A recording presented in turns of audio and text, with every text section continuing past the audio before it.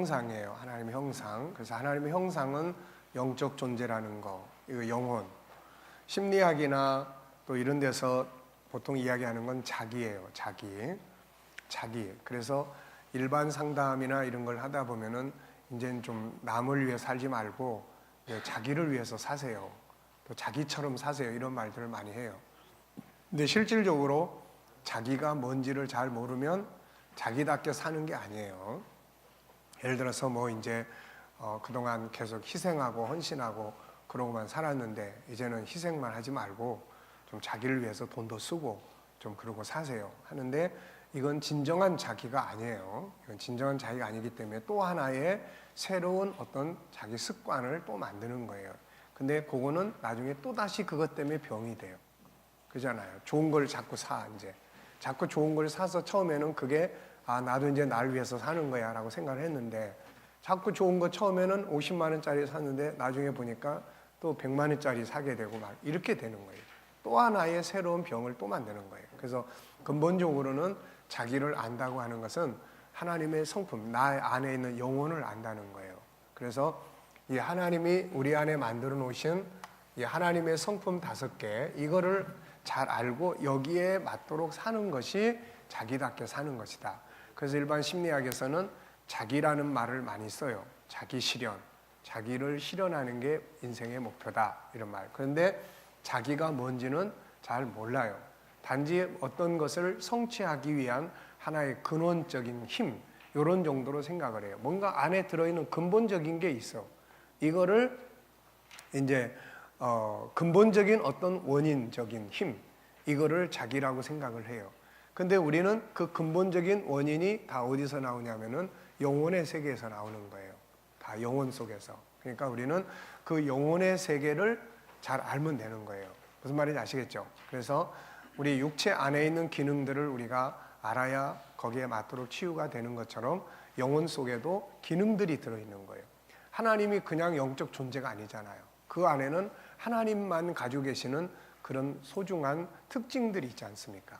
그게 밖으로 나타나서 만들어 놓은 것이 그분이 창조하신 창조의 세계예요. 그러니까 우리 안에 있는 것이 뭐냐에 따라서 그것이 밖으로 나와서 우리 삶을 만들어 놓는 거예요, 이게. 그러니까 이 안에 들어있는 것을 바르게 공부를 하는 것이 우리 기독교에서 가장 중요한 일이에요. 그런데 이 부분이 굉장히 우리가 잘 다루지 않고 있다는 거예요, 이게. 그냥 큰 덩어리. 우리는 하나님의 형상을 가졌어. 하나님의 자녀야. 이 정도만 알고 있는 거지. 그냥 막 정리한 게 아니에요. 창세기부터 요한계시록까지를 쭉 보면서 하나님은 어떤 분일까? 하나님이 영적 존재신데 그분이 가지고 있는 그분의 성품이나 특징은 뭘까? 그게 계시된 게 성경이에요. 그래서 그분의 계시된 창세기 1장에 천지창조 전능하신 전능성, 재능, 능력이 들어있는 거고, 그분이 만드신 건 다 거룩한 거예요. 좋은 거예요. 거룩하기 때문에 만드신 것들이 다 보시기에 힘이 좋은 겁니다, 이게. 그래서 그런 거룩성, 그 다음에 사랑의 근본, 창세기부터 요한계시록까지 쭉 보면서 하나님의 성품 5가지가 나타나는 것을 보고, 그것을 이제 우리 안에 들어있는 성품으로 우리가 생각을 하고 정리를 이제 하고 있는 겁니다. 왜냐하면 우리는 이걸 닮았단 말이에요, 이거를. 자, 그래서 또 이 안에는 이게 하나의 나무 같아요, 나무. 이게 하나하나의 나무 같습니다. 그래서 나무는 예를 들어서 사과나무. 그럼 사과가 어디서 열매가 맺어져요? 끝에서 맺어지는 거예요. 그래서 하나님은 한 분이야. 그래서 우리가 유일성이라는 걸 알고 있어요. 우리도 하나밖에 없어. 근데 유일성이라는 걸 안다고 그래서 달라지는 거는 없는 거예요, 이게. 그러면 유일성이라는 나무는 도대체 어떤 가지를 가지고 있는 거냐? 이거를 알아야 그 가지 끝에서 유일성이라고 하는 것에 하나밖에 없는 것에 중요한 열매를 맺게 되는 거예요, 이게. 그래서 이 유일성 안에 연구하다 보니까 3가지의 중요한 특징이 이 안에 들어있어요. 3가지 중요한 특징이. 그래서 우리가 하나님의 말씀을 실천하는 것도 다 마찬가지예요. 이렇게 구체성을 띠지 않으면 하나님의 말씀도 실천이 안 됩니다, 이게. 그래서 이게 쉽게 예를 들면 이런 거예요. 자, 외국 사람이 저를 만나려고 대한민국 공항에 딱 도착했어요. 공항에. 그런데 공항에 도착했다고 그래서 그분이 저를 만날 수가 없죠. 물론 마중 나가면 만나겠지만은 제가 여기 있는 동안에는 이분이 와가지고 공항에서 나를 못 만나는 거예요. 그러면 공항에서 이제 어디로 가야 되냐면은 이제 어디로 가야 됩니까? 남양주시를 찾아와야 돼요. 경기도를 찾아와야죠. 우선 경기도. 그 경기도청에 가가지고 나를 찾는다고 있습니까? 없죠. 그러면 여기서 그 다음 어디로 가요? 이제 남양주시청으로 가는 거예요. 이제 경기도 안에. 그럼 남양주시청에 간다고 내가 있는 게 아니죠. 거기서 또 어디로 갑니까? 이제 이 가운동이라고 하는 이 지역 동사무소로 와요. 거기 온다고 또 내가 있는 것도 아니에요. 그러면 그 다음에 어디로 갑니까? 이제 내가 살고 있는 이 건물의 번지로 가는 거예요. 번지. 그 번지에 가가지고 이 건물 속으로 들어와야 돼요. 들어가도 1층, 2층, 3층, 4층이 있기 때문에 그 중에서 마지막 현장이 있고 그 현장 안에도 문 딱 열고 노크에 들어가 보니까 우리 집사람이 나온단 말이에요. 나를 찾아야 돼요. 그래서 결국 이 정도 가야 이 사람이 나를 만나러 온 사람이 하나, 둘, 셋, 넷, 다섯, 여섯, 7단계를 가야 나를 만날 수가 있어요. 마찬가지예요. 하나님 말씀 한 구절을 실천을 하려고 해도 그냥 거룩하라 해가지고는 이걸 살 수가 없는 거예요. 거룩이 뭔지를 알아야 되고 그 안에 들어있는 요소들을 하나씩 들어가서 만나면은 내가 만날 수 있는 현장을 만나게 되는 거예요. 거룩이 뭡니까? 거룩은 뭐예요? 자, 여러분 생각해 보세요. 거룩하게 사세요 그랬는데 그럼 거룩이 뭐예요? 이렇게 침묵하고 있으면 못 사는 거야. 그러니까 이제 거룩이 뭔지를 알아야 돼. 거룩은 우선 뭐죠? 뭐 예를 들면은 선한 거다. 아, 그러면 거룩은 선한 거네. 그럼 선하게 살아야 되겠다. 그러면 선한 거는 뭘 이야기하는 거예요? 뭐 하는 거예요? 선한 거는 뭐 하는 겁니까? 뭐 국을 끓여 먹는 거예요? 비빔밥을 해 먹는 거예요? 이게 모르면은 행동을 못 하는 거예요. 자, 선한 거는 뭐예요? 그 다음에 아니 한 가지씩 이야기해봐요. 선한 건 뭡니까? 선한 거는 뭐예요? 착한 일 하는 거다. 그럼 착한 일은 뭐죠? 자, 착한 일은 자, 애들 같으면은 착한 일이 뭐예요? 예, 남을 도와준다. 또 뭐 엄마가 시키는 대로 방 청소를 잘한다. 또 뭐 아빠 어깨를 주물러 준다. 이렇게 구체화돼야 되는 거야, 이게. 그러면은 남을 돕는다 그러는데 그러면 누구를 돕고 싶어? 난 오늘 뭐 엄마를 돕고 싶어. 친구를 돕고 싶어. 아니면은 장애 어떤 친구, 형제를 돕고 싶어. 그러면 이제 그렇게 돕는데 그러면 돕는 거는 뭐 하는 거예요, 이제? 돕는 건 뭐 하는 거죠? 예? 자, 돕는 거는 뭘 해줘야 되는 거예요? 자, 우선은 좋은 말, 위로의 말을 해줘야 되겠다. 아니면은 방을 청소를 해줘야 되겠다. 그 다음에는 먹을 거를 내가 만들어 줘야 되겠다. 자, 여기까지 가야 여기까지 오면은 실천이 가능해지는 거예요. 근데 좋은 말을 해줘야 되겠다. 이것만 가지고 또 안 돼. 그럼 좋은 말은 어떻게 해주는 말이지? 어떻게 해주는 말이에요? 예? 이 사람이 지금 당해 있는 상황이 있으니까 위로를 해주는 말을 해줘야 되겠다. 공감하는 말을 해줘야 되겠다. 여기까지 가야 할 수가 있는 거예요. 그러면 공감은 또 어떻게 하는 거예요, 이거? 네. 그래서 우리가 하나님의 말씀이 현장에서 우리가 살아야 된다, 열매 맺어야 돼, 이런 말 많이 하지만은 그걸 이렇게 세분화해서 가지 않으면은 하나님 말씀은 항상 추상적 개념으로만 남는 거예요. 그러니까 우리 현장은 바뀔 수 있어요, 안 바뀌어요? 아무것도 안 바뀌는 거예요. 아무것도 안 바뀌는 거예요. 아무리 회개를 하라고 해도 뭐를 회개해야 되는지도 몰라요. 자, 공감을 안 했어. 공감을 해야 되는데. 그러면 이 사람한테 회개는 앞으로 공감을 잘 해야 되겠다. 이게 되는 거예요. 남을 안 도와줬어. 그러면 이제 이 사람은 남을 도와주는 쪽으로 안 도와준 걸 뉘우치고 도와주는 쪽으로 가야 회개가 되는 거예요, 이게. 그러니까 우리가 선을 행한다. 온유하게 살아야 됩니다. 그럼 온유가 또 뭐 하는 거지, 이게? 그거를 하나하나 찾아가지 않으면은 실천할 현장을 못 만나는 거예요, 이게. 그러니까 우리가 말씀을 실천을 하기 싫어서가 아니라 실천을 해야 되는 구체성과 그 구체적인 현장이 없기 때문에 못하는 거예요, 이게. 그래서 이런 부분들을 우리가 세밀하게 분석해서 하나씩 찾아가면은 오늘의 내가 해야 될 거룩한 삶은 이거다. 그렇게 하고 행동을 하면 할 수가 있는 거예요. 할 수가 없는 게 아니고 할 수가 있는 거예요. 그래서 이 성품도 마찬가지예요. 이렇게 해서 찾아가는 겁니다.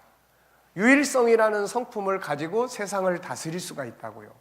내가 살아가는 환경을 확 바꿔놓을 수가 있어요. 인간관계도 다 바꿔놓을 수가 있어요. 이걸 가지고 창세기 1장 28절에서 다스리고 정복하라고 하셨기 때문에 세상을 다스릴 수가 있어요. 이 성품 하나하나가. 그러면 이제 이 성품 하나하나를 가지고 다스리려면은 이걸 실천할 수 있는 구체성을 띌 수 있도록 현장을 찾아가야 돼요. 그래서 그거를 찾아가는 것이 요 성품들입니다. 그래서 여기서 하나밖에 없기 때문에 여기서 나오는 것이 존귀함이라고 하는 본성이에요. 이게 존귀함. 인간에게 있어서 가장 기본적인 인성교육이에요. 이게 존귀함. 그래서 이 존귀함 하나밖에 없기 때문에 소중한 거야. 막 싸구려처럼 많으면은 이게 싸구려 제품이 되는데 하나밖에 없기 때문에 세상에도 하나밖에 없는 물건은 다 소중한 거예요. 그래서 이 소중함이 우리 속에 본능적으로 있는 거예요. 나는 하나밖에 없는 존재예요. 그래서 나는 존귀한 거예요. 그래서 존귀하게 인정받고 싶은 거예요. 이번에도 미국에서 또 총기 사건 됐어요. 이유는 간단해요. 존귀하게 인정받고 싶은 거예요. 그런데 다 무시당했어요.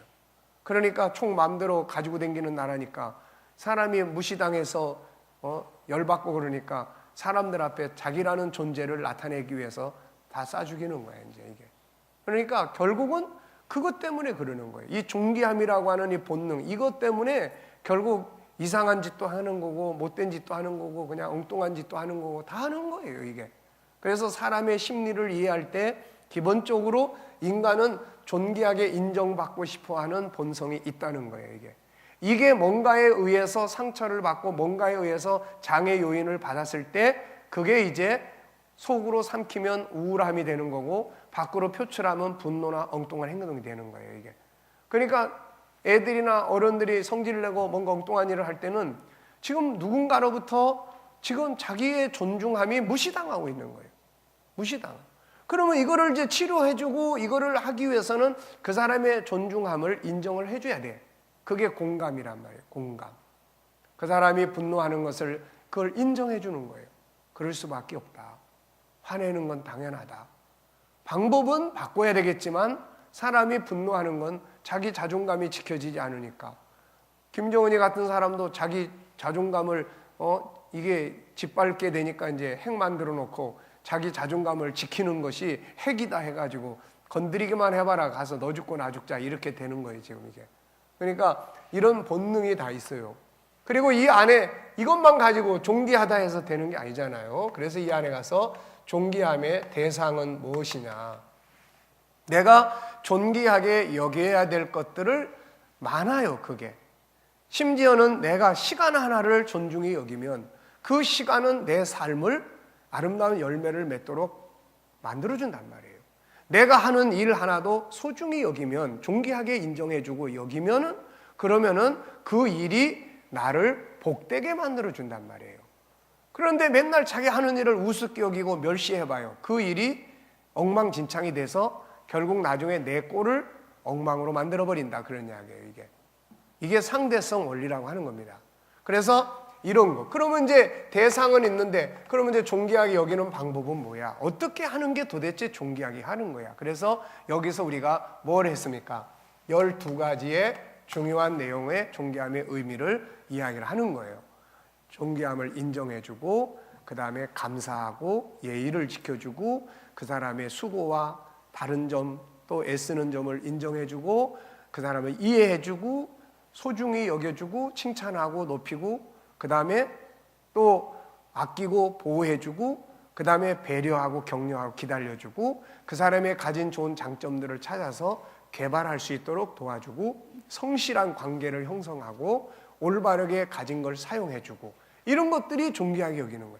그러니까 여기까지 가줘야 내가 누구를 어떤 것을 존귀하게 여기는 현장이 만들어지고 그 현장은 바로 창세기 1장 27절이 다스리기 때문에 좋은 결과를 가져오는 관계가 만들어지는 거예요. 이해됐습니까? 그래서 존귀함이에요. 그 다음에는 이제 모양의 다양성이 있어요. 이 여기서 우리가 다 다르다고 하는 데서부터 특징들이 막 나타나기 시작해. 본능들이 나타나기 시작해. 어떤 것들이 나타납니까? 비교하면은 기분 되게 나쁜 거예요, 이게. 서로 다 다른데 자꾸 비교하니까 되게 기분 나쁜 거예요. 그래서 이런 본능이 자꾸 나오는 거예요. 그게 다름을 존중히 여기는 거, 다름을 서로 다르다는 거. 이게 능력이고 이게 제사인데 자꾸 비교하니까 열받고 속상하고 엉뚱한 짓 저질러서 난 쟤하고 틀려 해서 다른 짓을 행동하고 이렇게 되는 거예요. 그 다음에는 서로 다르다는 데서 뭐가 나오냐면은 주인의식이 나오는 거예요. 주인의식. 서로 다른다는 데서 주인의식. 하나님 우리를 종으로 만들지 않고 다 주인으로 만들었어요. 그래서 항상 자기 역할, 주인공이 되고 싶어 하는 거예요. 항상 본능적으로 주인공이 되고 싶지. 어디 가가지고 누가 자꾸 지시하고 명령하고 하는 거 다 되게 싫은 거예요, 이게. 그래서 주도적인 삶, 이런 본능들이 다 있는 거예요. 주도적으로 살면 기쁨이 있고 열매가 있고 자기가 발전하고 성취감이 있고 리더십을 갖게 되고 사람들에게 인정받고, 그런데 기계처럼 살아, 세상이. 그게 병들어, 속상해. 예? 그래서 이런 문제가 있는 거예요. 그 다음에 세 번째는 각자가 가지고 있는 자기 장점이 있는 거예요. 각자가 자기만의 장점, 자기가 잘하는 거, 자기 좋아하는 거, 자기가 하는 거, 이런 것들이 이제 개발되고 발전하고 싶어 하는 거예요. 그 다음에는 서로 인정받고 싶어 하는 파트너십이라는 게 있어요. 다 다르기 때문에. 그래서 이런 부분들을 이 안에서 훈련을 해야 된단 말이에요. 이걸 안 하면 성경에서 아무리 서로 사랑하라, 서로 존경하라, 서로를 인정하라 해도 안 되는 거예요. 그래서 그런 말씀들을 이 안에서 현장감 있게 소화시켜서 훈련을 해 나가는 거예요. 그 다음에 세 번째는 이제 재능이에요. 재능. 우리가 가지고 있는 재능은 세 가지의 재능이에요. 하나는 영성이 있고, 하나는 지적 재능이 있고, 하나는 감성 재능이라는 게 있어요. 이 세 가지가 우리 안에 있다고요, 이걸. 이거를 찾아내서 이걸 활용하고 훈련을 해야 되는 거야. 이걸 사용하는 방법들을 훈련하고 이런 것들을 자기가 발전시켜 나갈 수 있도록 훈련을 하고 해서 영성 재능도 발전시키고 지적 재능도 발전시키고 감성 재능도 발전시키고. 학교 공부는 잘하는데 맨날 싸우고 형제간에 관계 안 좋아. 감성 재능이 약하단 말이에요, 이게. 그러니까 이런 부분들을 교육을 통해서 훈련을 통해서 성경은 지적인 것뿐만 아니라 감성적인 걸 굉장히 많이 강조하고 있어요. 뭐 긍휼히 여겨라. 다 감성적인 거예요, 이거 다. 예? 불쌍히 여기는 자, 위로하는 자. 이게 다 감성적인 성품들이에요, 다. 자, 그래서 이런 것들을 이제 이 안에 있는 우리 성품들이에요. 전부 다 이게. 이거를 훈련해서 활용을 하면은 사용하는 현장이 다스림을 받아. 강제로 다스림 받는 게 아니라 순종하고 나를 존경하고 따라오고 이렇게 변한다는 이야기예요. 그 다음에 두 번째 성품은 인격성이에요. 인격성. 이 안에도 세 가지의 또 가지가 있어요. 인격성이라는 큰 나무 안에 세 가지의 이 가지가 있어요. 그래서 그 첫 번째는 생각의 기능이에요. 생각의 기능. 세상 모든 만물은 다 생각에서 나오는 거예요. 다. 하나님의 천지 창조도 먼저 생각에서 나오는 거예요. 이 생각이 그냥 놔버려 두면 안 돼. 학자들에 의하면은 이 우리의 생각은 하루에도 5만에서 6만 가지들을 생각을 해요. 그래서 우리가 5만 가지 생각 많이 하는 사람 보고 5만 가지 생각 다 한다고 그러는데 그게 그냥 나온 말이 아니에요. 근데 그 중에서 75%는 부정적인 생각이라고 정리하고 있어요. 그러니까 잠언 4장 23절에서 마음을 지키고 16장 30일에서 마음을 다스리라는 말을 왜 했냐면은 이게 다스리지 않고 그냥 내비두면은 부정적인 생각이 더 많아져요. 심리 질병은 결국은 부정적 생각이에요. 부정적 생각. 부정적 생각의 연속성이 심리병이에요, 이게. 부정적인 생각을 긍정적 생각으로 바꾸면은 심리 질병은 사라지는 거야, 이게. 그러니까 이런 부분들이 바로 생각의 기능이에요. 그러려면은 생각의 기능도 어떻게 생각해야 됩니까? 생각하는 방법이 있어야 돼요. 생각의 방법. 그래서 여기서 생각하는 방법 12가지, 13가지를 거기서 공부를 하는 거예요. 그 다음에 또 뭘 생각을 해야 돼? 생각해. 그러니까 죽을 생각만 하고 있으면 되겠어요, 이거. 안 된다고요. 그래서 생각해야 될 내용. 성경도 우리한테 롯을 생각해라. 그리스도를 생각해라. 생각할 주제들을 많이 주고 있어요. 그러니까 그런 생각의 주제들을 훈련을 해야 되고, 그 다음에는 뭐가 있냐면 이제 자유의 기능이에요. 인격이라고 하는 것은 하나님의 여호와라는 이름 속에 들어있는 성품이에요. 여호와는 스스로 계시다는 뜻입니다. 스스로 계셔요. 누가 지배하거나 하는 게 아니에요. 독립적이에요. 이게 자유입니다. 심리 질병은 자유가 억압받는 데서 생기는 거예요. 그래서 억압에서 병이 되는 거예요. 마음의 병은 억압입니다. 억압. 진리가 너희를 자유하게 한다. 자유케 하는 것. 인간은 자유한 특징을 가지고 태어났어요. 그래서 누가 지배하려고 그러면 그걸 굉장히 고통스러워합니다. 그게 힘에 의해서 억압을 받으면 그게 막 부글부글 끓죠, 이게.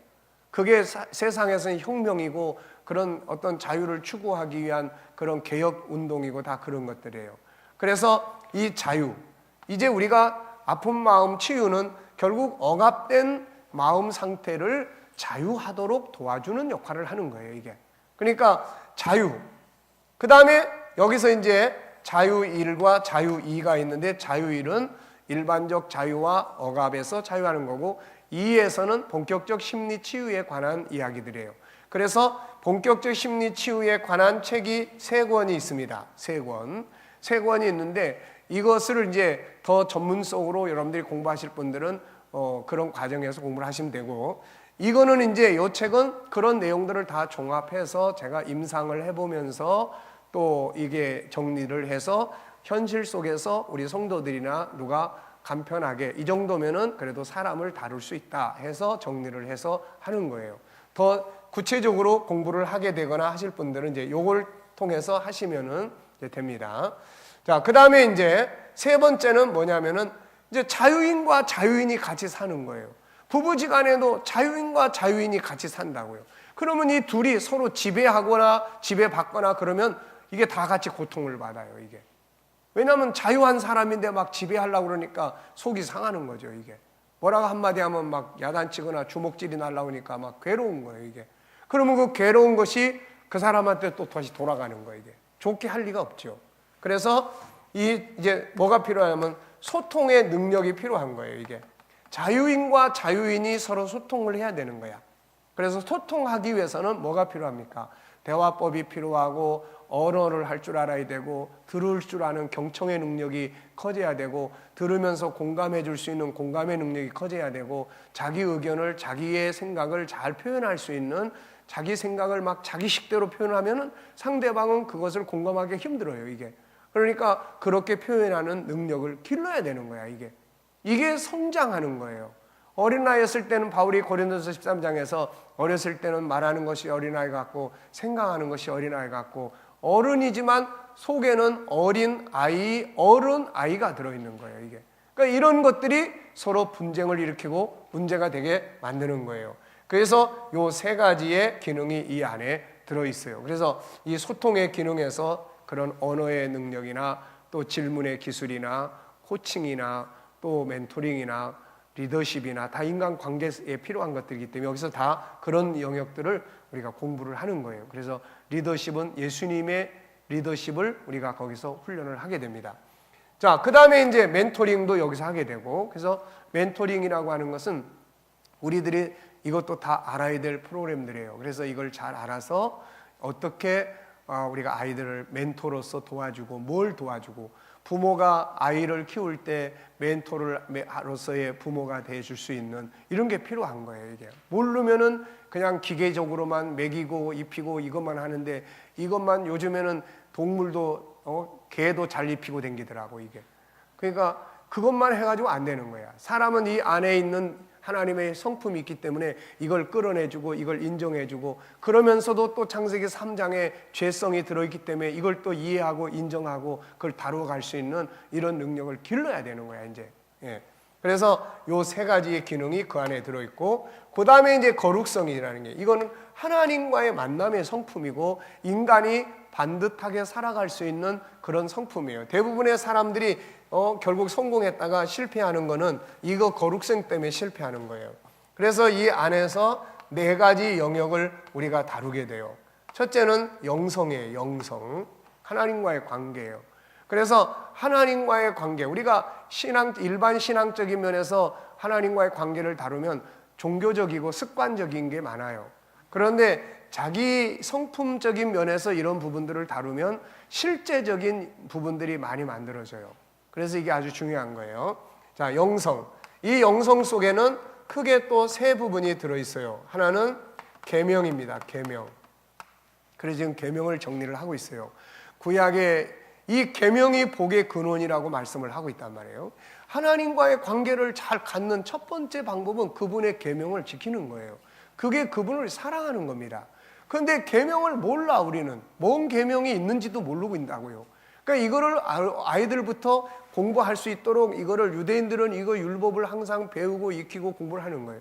그래서 이것이 이 구약의 이 계명들이 예수님의 산상수훈에 와서 어떻게 변화를 가져왔는지, 우리가 지켜야 될 계명들이 뭔지, 이런 것들을 쭉 정리를 해서 이거를 지키는 훈련을 이제 우리가 해야 됩니다. 이거를. 그래야 하나님 말씀이 우리 삶에서 우리를 통치하는 거고, 말씀이 약속한 대로 뛰어난 민족이 될 수 있는 거고 하는 거예요. 그래서 어렸을 때부터 이거를 우리가 외우게 하고 공부시키고, 이걸 통해서 이제 현장을 만들어 나가도록 해야 됩니다. 그 다음에 이제 하다 보면은 계명을 잘 못 지킬 때가 많아요. 그래서 죄책감이 오지 않습니까? 그래서 여기서 이제 뭘 다루게 되냐면은 십자가에 대한 죄의 문제를 해결하는 방법들을 다루는 거예요. 십자가에 대한. 그래서 예수님의 십자가를 여기서 이제 공부를 하고, 그 다음에 세 번째는 이제 소통이에요. 소통. 하나님과 소통하는 거예요. 성령님과 소통하는 그런 삶을 살게 됩니다. 그래서 이 안에서, 거룩성 안에서 영성은 이걸 다뤄요. 그 다음에 두 번째 영역에서 뭘 다루냐면은 성품을 이제 공부를 해요. 너희 안에 이 마음을 품으라. 예수님의 마음. 그리고 우리 안에도 성품의 기본 요소들이 있어요. 이미 그리스도의 마음이 우리 안에 있다고요. 근데 이게 죽어 있어요. 이거 다시 살려서 이걸 다시 훈련하는 겁니다. 이게 우리 안에 예수님이 너희 안에 이 마음을 품으라. 그러면은 그리스도는 순종하고 온유하고 겸손하고, 온유 겸손 이게 다 우리 안에 있는 성품들이에요. 근데 이게 다 죽어 있는 거예요. 이걸 다시 회복시키면 그게 그리스도의 성품이 되는 거예요. 그래서 예수님의 성품이 나타난 성품만 해도 한 80가지 정도 돼요. 성경에서 정리를 해보면. 그래서 이런 걸 정리를 해서 성품 훈련을 하는 겁니다. 이게. 그 다음에 이제 세 번째는 컨설팅 훈련이에요. 우리 기독교로 말하면, 우리 용어로 말하면 회개 훈련이에요. 회개 훈련. 그런데 지금까지는 회개 훈련을 그냥 기도하면서 울고 회개하고 이런 선에서 이야기가 됐어요. 그런데 이거는 왜 컨설팅이라는 말을 사용을 하냐면은, 그냥 회개 그러면 이거는 그냥 어떤 집회 시간에 잘못했습니다 하고 기도하고 끝나버린다고 이게. 그런데 컨설팅은 그게 아니에요. 컨설팅은 분석입니다. 분석을 해서 내가 잘하고 있는 점은 더 키워가고, 내가 잘 못하고 있는 거, 탕자가 아버지 집으로 떠나서 그렇게 힘든 삶이 됐는데 이걸 분석해가지고 아버지 집으로 돌아가는 거예요. 그래서 잘못된 것이 뭔지를 분석해서 그거를 뜯어 고치는 거예요. 그래서 올해부터는 우리가 아이들도 청소년도 다 이제 이 G7 캠프를 지금 할 생각이에요. 그때 이제 전부 다 아이들이든 청소년들이든 다 그 옆에 누가 있냐면 이제 상담, 심리 치유 상담을 다 합니다. 다 해가지고 아이들이 실질적으로 아이들의 문제가 뭐가 있는지를 찾아내서 그걸 분석해서 그걸 놓고 기도하고 내려가서는 어떻게 그걸 뜯어 고칠 것인지에 대한 그거를 이제 코칭을 해주는 이런 이제 캠프를 지금 할 생각이에요. 그래야만 뭔가 이게 바뀔 수가 있는 거야. 아니면은 항상 가서 뭐 그냥 기도하고 하는데 내려와가지고는 하나도 바뀌는 게 없는 거예요, 이게. 그러니까 이런 근본적인 문제들을 다루어 가지고 해 나갈 생각이에요. 그래서 이런 영역. 그 다음에 우리가 지금 52주제를 정해가지고 공부를 하는데 이게 이제 현장에서 살아가는 그런 훈련이에요. 그래서 거룩성 안에서는 이런 내용들을 우리가 정리를 해서 훈련을 하게 됩니다. 그 다음에 이제 사랑성은 두 가지의 영역을 여기서 이제 정리를 해요. 하나는 채워야 될 사랑이 있고 하나는 나눠야 될 사랑들이 있어요. 그래서 이 채워야 될 것이 없이 안 채우고 나누기만 하면은 나중에 힘들어가지고 이제 지쳐버리는 거고, 그래서 채워야 될 게 무엇인지 나눠야 될 게 무엇인지, 그게 사랑에 대한 이야기예요. 그 다음에 마지막 6번째는 영원성에 대한 내용인데 여기에도 4가지의 중요한 이제 과목이 있어요. 4가지 중요한 과목. 영원성. 그래서 이 영원성이라고 하는 것은 굉장히 중요한 인생의 마지막 정리고 시작이에요. 그래서 여기서 첫 번째로 다루는 것이 뭐냐면은 생명의 존중함과 삶의 존중함이에요. 생명의 존중함. 그러니까 우리 영혼이라고 하는 이 생명이라고 하는 실체가 얼마나 중요한 것인지를 여기서 우리가 공부를 합니다. 그리고 난 다음에 이 생명이 사는 라이프, 삶이 얼마나 중요한 것인지, 우리가 지금 가지고 있는 하나님을 닮은 이 영혼, 이 소중한 생명체가 하루하루 한 시간 한 시간을 살아가는데 이게 얼마나 우리들에게 있어서 중요한 가치를 가지고 있는 것인지를 여기서 공부를 하는 거예요. 그 다음에 두 번째는 생명을 공부를 하다 보면은 결국 뭘 하게 됩니까? 이 생명이 궁극적으로 원하는 거는 영원한 삶이에요. 잠깐 끝나는 게 아니에요. 그래서 영생과 그 다음에 천국에 대한 영원히 살 곳을 공부를 합니다. 우리가 지금 정체성에서 천국 역사를 공부하지만 여기서는 성품적인 면에서 그 공부를 이제 천국 공부를 하는 거예요. 영생과 천국 하는 거예요. 그 다음에 세 번째는 뭐냐면은 이제 천국의 문화예요. 문화. 하늘의 사람들이 이 땅에서 가정, 교육, 그 다음에 경제, 그 다음에 또 모든 원리를 어떤 원리를 가지고 우리가 천국인이 이 땅에서 살아야 될 것인지에 대한 요 부분이에요. 그 다음에 이제 요 네 번째 부분은 이제 굿 무빙의 과정이에요. 우리가 이제 천국 갈 준비하는 거죠. 그래서 여기에서 이제 3단계, 과거에 대한 삶에 대한 조명, 잘못된 건 반성하고 잘한 건 감사하고, 그리고 자기의 자서전도 만들어 보고, 그 다음에 현실, 오늘의 현실에서 가장 가치 있는 일은 무엇인지 그걸 찾아서 내가 주어진 오늘의 현실의 시간 속에서 내가 할 수 있는 것들을 하도록 만들고, 그 다음에는 이제 갈 준비하는 거죠. 이제 그래서 천국에 대한 확실성, 그 다음에 또 가족들과의 어떤 그런 관계, 여기서 이제 뭐 유서도 만들고 또 영상 인사도 만들어 놓고, 그 다음에 또 이제 건강이 아주 안 좋은 사람들 같은 경우는 뭐 호스피스 사용 문제라든지, 또 마지막 우리가 임종 직전에 뭐 이제 우리가 치유 방법이라든지 이런 것들을 여기서 이제 총괄적으로 다 정리를 합니다. 그래서 이제 하나님의 나라에 갈 수 있도록. 그러니까 이렇게 5가지 성품이 이제 이 안에 들어가서 이렇게 많은 가지들을 가지고 있어요. 무슨 말인지 아시겠죠? 그러니까 이런 부분들을 우리가 바르게 이해하고 훈련을 할 때 그 사람이 하나님을 닮은 사람으로 살아갈 수가 있다, 그런 이야기예요. 근데 이게 안 되면은 이게 다 망가져가지고 아무것도 몰라요. 그러면 이거는 으쌰으쌰해. 맨날 기도해서 으쌰으쌰해서 하나님과 하나 되고 은혜 받았는데 가가지고는 아무것도 관계도 올바르게 못해, 말도 제대로 못해, 어디 가도 소금의 역할 못해, 또 재능의 개발이 안 돼 있어가지고 다른 사람 앞에 좋은 아이디어를 내지도 못해. 이게 쳐져버리는 거야, 이게 아니라는 거예요, 이거. 그래서 이런 부분들을 이제 우리 하나님의 백성들이 열심히 공부해서, 세상 사람들은 이걸 모르면서도 나타나는 것 때문에 창의력을 공부하려고 하고, 창의력이 뭐지? 성품 공부를 하려고 하고 다 하는 거예요. 근데 우리는 그건 다 독립적으로 뚝뚝뚝 떨어져서 몇 개 해놓고는 그 다음에 몰라, 이거. 이런 방식이 돼가지고는 지속적이지가 않아요. 근데 우리는 이게 하나님의 성품이라는 거, 하나님과 점점 하나 되어 가는 거, 그래서 우리가 이 공부를 통해서 그 사람이 점점 하나님과 하나 되어 갈 수 있는 그런 과정들을 만들어 가는 겁니다. 이해됐습니까? 그래서 5가지 성품이 결국 심리 질병은 뭐냐? 이렇게 살고 싶은 본능이 있단 말이에요, 우리 안에. 그래서 이렇게 살고 싶은 본능이 있는데 내 생각이 인정받고 싶고 하는데 항상 무시당하고 넌 그게 생각이라고 하냐? 왜 생각을 그거밖에 못하냐? 그러면서 생각을 할 수 없도록 윽박지르고 그러다 보면은 이게 이제 이 생각의 기능이 이게 병드는 거예요. 이게 병드는 거예요. 또 소통이 안 돼. 사람과 사람이 소통이 되는데 부부지간에 소통이 안 돼. 부모 자식 간에 소통이 안 돼. 요 상태가 이제 병드는 거예요. 이거. 막 화가 치밀어. 내 말 들어줄 사람이 없으니까 막 화가 치밀어.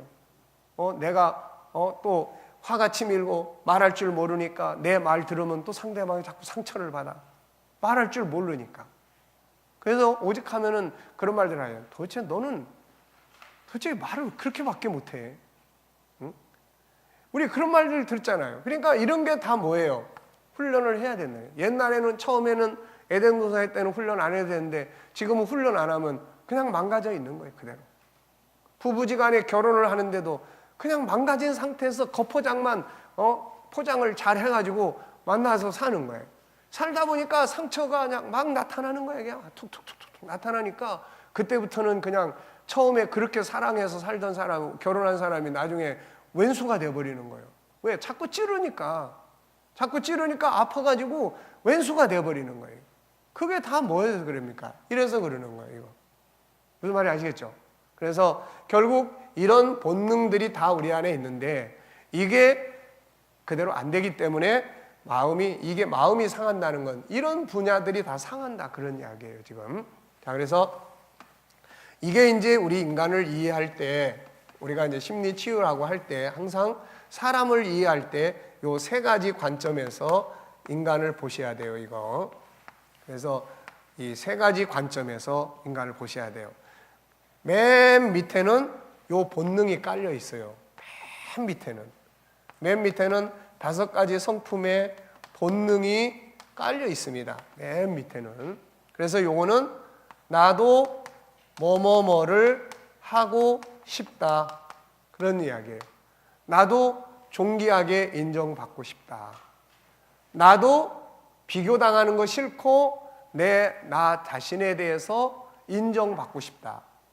나도 주인처럼 종노릇하지 않고 주도적으로 살고 싶다. 나도 내 재능과 나의 이 장점들을 잘 개발해주고 이렇게 해줄 사람을 만나고 싶고 이렇게 살고 싶다. 나도 파트너십을 잘 갖고 싶다. 좋은 인간관계를 갖고 싶다. 나도 생각을 통해서 내 생각을 사람들이 인정받고 싶고 생각을 좀 잘해서 좋은 아이디어들을 만들어내고 싶다. 나도 억압받지 않고 자유하고 싶다. 나도 소통을 잘하고 싶다. 그 다음에 나도 하나님과 좋은 관계를 갖고 싶고 또 좋은 성품들을 가지고 살고 싶다. 나도 내 재능을 잘 개발해서 뭔가 한번 해보고 싶다. 나도 사랑을 받고 싶다. 누군가를 사랑하고 싶다. 나도 내 생명이 소중하다. 소중히 인정받고 싶다. 내 인생 하나하나가 소중하게 살고 싶다. 있어요, 없어요? 지금 제가 여러분들한테 이야기한 이게 여러분들 속에 있어요, 없어요? 다 있다고요, 이거를 알면 사람을 아는 거예요. 제가 여러분 속에 들어가 보지 않았어도 여러분들에게 이게 있다는 걸 다 알고 있다고요. 왜? 이렇게 만들어졌으니까. 이게 그러면 틀리면은 틀리는 건데 다 맞단 말이에요, 이게. 근데 이제 어떻습니까, 이게? 창세기 3장에서부터는 장애 요인이 생기기 시작을 했어요. 이렇게 살아야 되는데 장애 요인이 생기기 시작했단 말이에요. 근본적인 면에서는 죄라는 장애 요인이 생겼고 그 다음에 죄를 가진 환경이 장애 요인으로 등장을 하고 죄성을 가진 아버지, 어머니, 훈련되지 않은 부모, 훈련되지 않은 주변 사람들이 장애 요인으로 부딪히기 시작을 했고 망가져버린 세상에서 내가 생각하는 대로 살 수 없는 여건들이 막 부딪히기 시작을 하는 거예요. 이게 장애 요인들이에요. 그러면 어때요? 이렇게 살고 싶은 본능들이 이런 장애 요인 때문에 뭘 받기 시작을 해요? 상처를 받기 시작하는 거예요. 그래서 여기에 상한 상처를 가진 감정이 만들어지는 거예요. 이제 상처가 있는 감정이 만들어지는 거예요. 속이 상한 감정, 기분 나쁜 감정, 우울한 감정, 이런 감정들이 만들어지는 거예요. 이게 속에 깔려 있어요. 우리 가끔가다 그런 말 하죠. 아이고, 말 좀 좋게 좀 해봐. 그러면은 뭐 속에 속이 편해야 좋은 말 하지. 그 사람에 대해서 안 좋은 감정이 쫙 깔려 있어. 지금 깔려 있으니까 그 사람 보면은 속상한 이야기 해대게 되고 꼭 깔려 있는 거예요. 내가 일이 잘 안 돼. 이게 깔려 있어요. 일이 잘 안 되니까 속이 막 부글부글 끓어. 그런데 앞에 누가 나타나서 그야말로 그냥 왔다리 갔다리 하면은 그냥 거기다 확 쏟아 넣는 거예요. 그러니까 그런 것들이 이제 바로 아픈 감정이에요. 그러면 이게 이제 속에 있는 것이 밖으로 부글부글 밖으로 나오겠죠. 이거 밖으로 나온다고. 이게 뚜껑이 열리잖아요. 이제 속에서 부글부글 끓는 화산이 이제 뚜껑이 열려가지고 밖으로 이제 나온단 말이에요. 밖으로 나올 때는 이게 어떻게 나오겠어요? 이게 어떻게 나옵니까? 이제 분노로도 나오는 거고, 뭐 심하면 조절이 안 돼 버려요. 그래서 아무 때나 막 화산이 여기서도 뻥 저기서 뻥 터지는 것처럼 뻥뻥뻥 터지는 거예요. 그러면서 또 속상해하고, 나는 왜 이리밖에 안 되나, 또 속상해하는 거예요. 그 다음에 또 자기 대인 깊이 사람이 싫어져. 이제 그래서 사람을 멀리하기 시작하거나, 또 그 다음에 뭐 열등감이나, 또 아예 자기 자신을 자포자기 해버려요. 무기력, 이런 상태로 빠지거나, 이런 게 나타나는 거예요. 그럼 이제 우리가 이제 대면하는 거는 이거예요. 우리가 대면하는 거는 요거예요.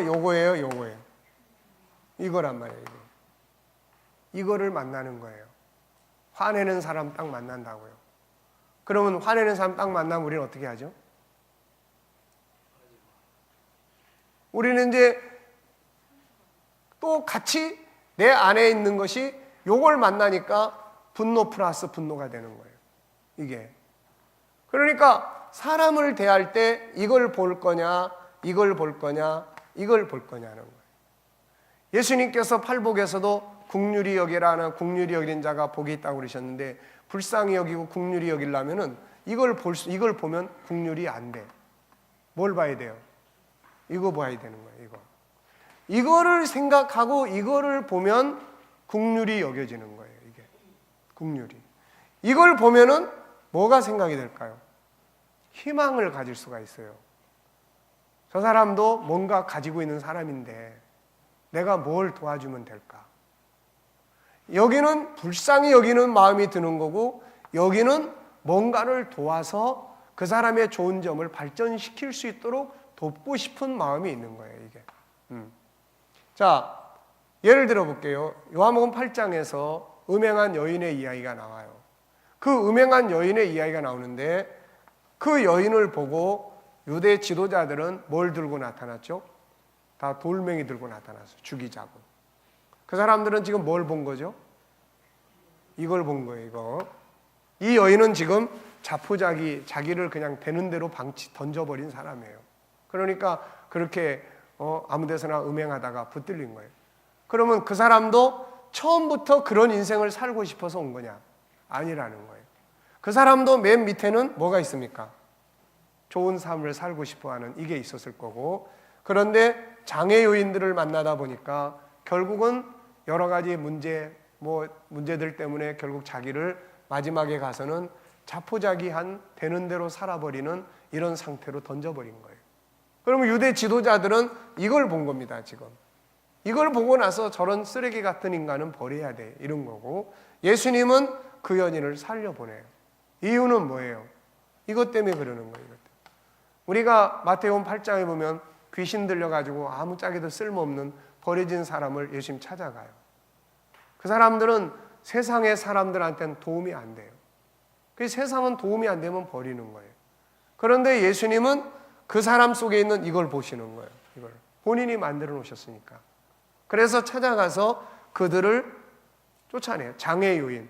그들이 그렇게 될 수밖에 없었던 장애 요인, 이걸 걷어내 주는 거예요. 이게 치유고 이게 자유예요. 이게 복음이라고요. 이게 그렇게 해주면은 이 사람들이 다시 자기의 본성을 가지고 자기의 뭔가를 할 수 있는 사람들로 만들어지는 거예요. 그래서 예수님의 리더십을 보면은, 우리가 예수님의 리더십은 총 13가지로 정리를 해서 공부를 해요. 그런데 그 중에 하나가 뭐냐면은 치유의 리더십이에요. 치유와 자유의 리더십이에요. 리더자는 사람을 병들게 하는 게 리더자가 아니에요. 리더자는 치유해주고 자유하게 해주는 자가 리더자예요. 그리고 예수님의 리더십은 그분을 따르는 사람들이 다 뭘 느끼게 만드냐면 자기 자신이 괜찮은 사람이다, 나도 뭔가 할 수 있는 사람이라는 것을 느끼도록 만들어주는 리더십이에요. 그러니까 이런 부분들을 우리가 잘 이해를 하고 대해야, 그래서 심리 치료를 한다, 자유케 한다고 하는 사람들은 이걸 보면 안 돼요. 다 이걸 보고 이걸 봐야 돼요. 그래서 우리가 상담을 하고 그럴 때 다 공감해주고 그의 아픔에 대해서 불쌍한 마음, 또 우리 특히 교회 지도자들은 책임감, 하나님이 나한테 붙이신 양에 대해서는 반드시 나를 통해서 치유하기 위해서 보내셨다고 하는 그런 확신을 갖고 긍휼히 여기는 마음, 그리고 이걸 보는 거예요. 이걸. 그래서 이걸 보아서 뭘 합니까? 장점을 찾게 하고 자기 재능을 개발하게 도와주고 그 다음에 자기가 좋아하는 것을 찾아서 할 수 있게 만들어주고, 이런 것들을 통해서 그 사람이 점점 이렇게 방치되어 있던 자기의 모습을 하나씩 바꿔가기 시작을 하는 거예요. 이게 바로 심리 치유입니다. 이게 무슨 말인지 아시겠죠? 그래서 신경적으로 너무 예민한 사람들은 약을 같이 복용하도록 도와주는 것도 필요해요. 약은 근본적으로 심리 치유의 방법은 아니에요. 그런데 신경이 너무 예민해 있으면은 상담이 안 돼요, 이게. 그럴 경우에는 병원의 치유의 도움을 받으면서 상담을 통해서 삶을 근본적으로, 심리 치유의 완성은 삶의 환경과 생각의 방향성을 다 바꿔야 돼요. 이걸 안 바꾸면은 약 먹고 좀 안정이 됐다가 다시 다 화산 폭발 또 일어나는 거예요, 이게. 그래서 그런 부분들을 다루어 나가시면 됩니다. 자, 지금까지 이 2시간 동안 우리가 공부한 것이 심리 치유에 대한 기본 이해예요, 이게. 무슨 말인지 아시겠죠? 그래서 결국 심리의 질병은 이 성품들이 장애 요인을 만났을 때 이 성품대로 사는 것은 본능대로 사는 거예요. 그럼 본능대로 물이 사면은 이건 물이 쭉쭉쭉쭉 흘러가면 썩을 필요가 있어요, 없어요? 썩을 필요가 없어요. 근데 물이 고여, 앞에 뚝이 딱 생겨가지고 장애인이 생겨가지고 물이 딱 고여버리면 물이 썩기 시작하는 거예요, 이게. 그게 심리 질병이에요. 그러니까 이거를 다시 해결해 주려면 어떻게 해야 돼요? 이 장애 요인의 뚝을 헐어버려야 돼요. 무시를 당한 사람은 존중히 여겨줄 수 있는 관계를 형성하게 해주고, 이런 걸 통해서 뚝을 헐어버려요. 자기 재능을 개발하지 못해서 속상해하는 사람은 장점을 찾도록 도와주고 그걸 찾아갈 수 있도록 도와주는 영역. 그러면 이게 다시 흘러가요. 흘러가면은 병들 이유가 없는 거예요. 네, 무슨 말인지 아시겠죠? 네, 그래서 이 기본적인 틀을 이해를 하시고, 심리 질병은 우리 안에 들어있는 하나님의 형상에 대한 본성이 장애 요인을 만났을 때 상한 감정으로 만들어지는데, 이게 바로 심리 질병이 되는 거다. 그럼 이걸 다시 치유하려면은 다시 하나님의 성품들을 하나하나 복구시켜 주는 것이 치유의 중요한 역할을 하는 거다. 자, 질문 있습니까? 예. 지금은 일방적 강의가 아니니까 혹시라도 궁금하게 여기거나 또 물어보고 싶은 게 있으면은 물어보시고 대화를 나누시면 돼요. 네. 없습니까? 네. 그러면 10분간 휴식하시고, 휴식이 아니고 이제 점심 시간입니다. 그래서 점심 시간은 시간을